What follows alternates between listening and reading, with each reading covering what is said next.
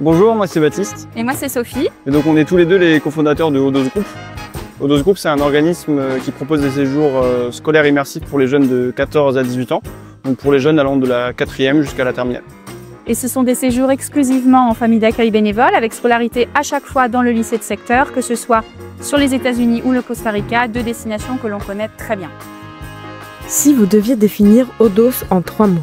Donc la première chose, ce serait l'authenticité, tout simplement parce que tous nos séjours se font en famille d'accueil bénévole avec scolarité dans le lycée de secteur et avec par conséquent les jeunes du pays d'accueil. Donc c'est en quelque sorte un vie-ma-vie de jeunes américains ou de jeunes costariciens. Ensuite, ce serait l'accompagnement. Pour nous, c'est la base de tout séjour bien réussi. Donc bien évidemment, on accompagne le jeune, c'est très important, mais sans oublier les parents, parce que parfois c'est plus compliqué pour un parent de laisser partir son enfant 10 mois loin de la maison que pour le jeune de partir. Et enfin, ce serait l'expertise. Pendant 27 ans, j'étais professeure d'espagnol, donc j'ai accompagné de nombreux jeunes sur des séjours à l'étranger. Je suis aussi maman de 3 garçons qui sont partis tous les 3 sur le séjour J1 High School aux États-Unis. Et puis pendant 5 ans, nous avons été famille d'accueil bénévole pour des jeunes internationaux venant 1 an en France. Donc finalement, on connaît toutes les facettes de ce qu'est un séjour long à l'étranger. Et pourquoi faites-vous ce métier aujourd'hui? Le séjour de 1 an aux États-Unis en tant qu'étudiant d'échange m'a permis de me rendre compte à quel point cette expérience elle était riche, que ce soit culturellement, linguistiquement, mais aussi c'est une expérience où on apprend à se connaître et c'est une expérience qui ouvre plein de portes pour les projets futurs. Donc le but c'était de pouvoir proposer ce type de séjour à d'autres jeunes.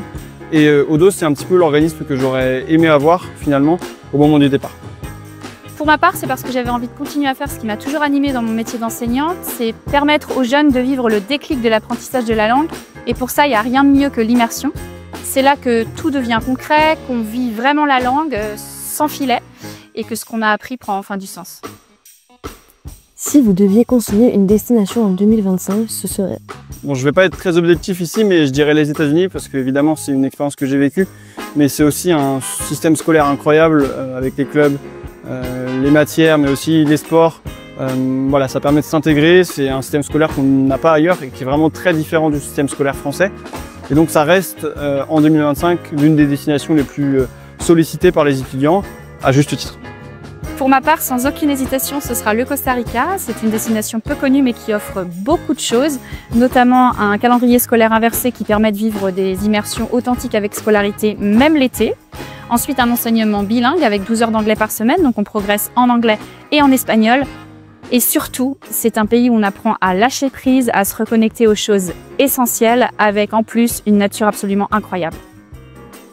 Quel conseil donneriez-vous à un jeune qui hésite à tenter l'expérience? De ne pas croire qu'il faut attendre d'avoir le bac pour partir.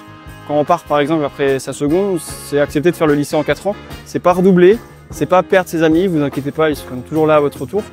Ça vous permet même de découvrir d'autres personnes et ça vous fait prendre aussi une longueur d'avance, que ce soit sur Parcoursup, linguistiquement, en maturité. Donc voilà, si vous avez une envie, foncez vraiment, n'hésitez pas. En tant que membre à venir, Odos s'engage dans la démarche de labellisation contrat qualité de l'Office. À très vite dans un prochain épisode.